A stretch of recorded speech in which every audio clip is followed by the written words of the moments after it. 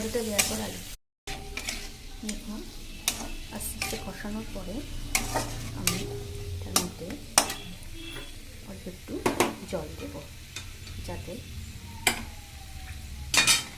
মাছটা সিদ্ধ করাই ছিল, আলুগুলো একটু নরম হতে পারে। অনেকটাই হয়ে গেছে, তাও একটু জল দিয়ে ঢেকে দিই।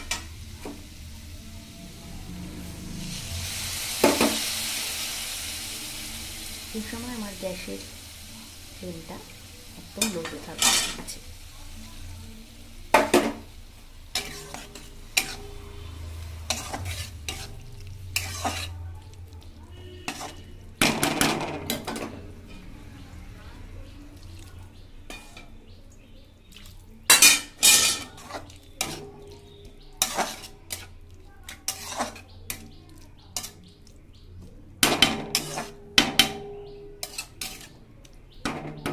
ফিরে আসছি।